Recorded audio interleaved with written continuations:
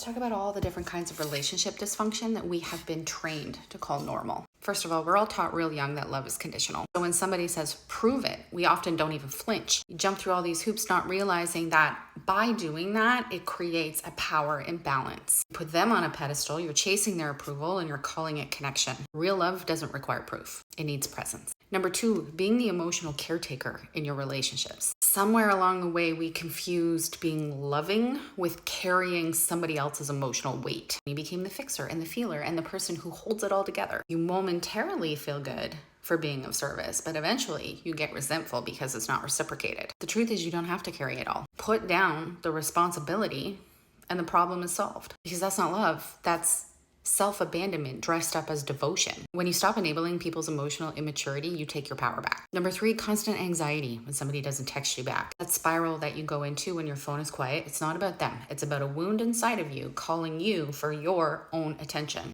It's your nervous system replaying your unhealed trauma loops of abandonment. You're not needy, you're just dysregulated. But it's also not love, it's anxiety. And you're being called to heal it, not to get them to manage it. Number 4 is believing that love equals drama or jealousy or intensity. You've been sold this lie that chaos equals passion, that love is supposed to hurt, and that the roller coaster means it's real. No, love is steady, not suffocating. You just call it boring and you think there's no chemistry. Number 5, feeling guilty for needing space or to rest. If asking for space makes you feel selfish, then it just means that you've been conditioned to be the emotional caretaker. You're not wrong for needing a minute. You're human. And any love that pushes your boundaries, that's not love, that's control. Number 6 is apologizing for your feelings. You apologize for crying, for being triggered, for being honest. Your emotions aren't an inconvenience, they are information. And how someone responds to your emotions is also information. Silencing yourself to make somebody else feel comfortable is not love, it's self-abandonment. Your feelings are valid and you're allowed to express them without apologizing because you're human. And if someone can't hold space for that, it tells you a lot more about them than it does about you. Number 7, walking on eggshells to avoid conflict. This is not an act of love. This is an act of survival. And it's an indicator that you're with somebody who's emotionally unhealthy and unsafe.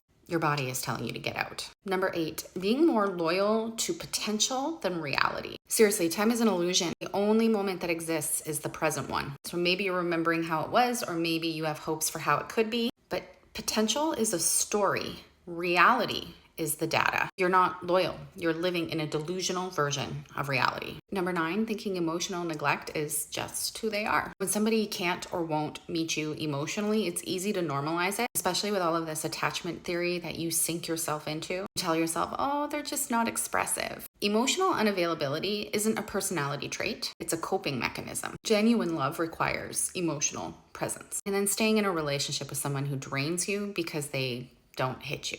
When the bar is not physical abuse, we've already lost. You're not meant to survive love. You're meant to thrive in love. Emotional harm counts. Silence counts. Manipulation counts. You deserve more than the bare minimum. None of this is love. None of this is healthy. It's survival. It's time to stop accepting dysfunction as the standard. Because when you really start healing, you realize you deserve more than just surviving in relationships. You deserve real connection. If any of these toxic dynamics sound like you or your relationship, head over to the free space in my Healing and Alignment Hub. I have educational tools and resources that you need to be able to break out of these cycles.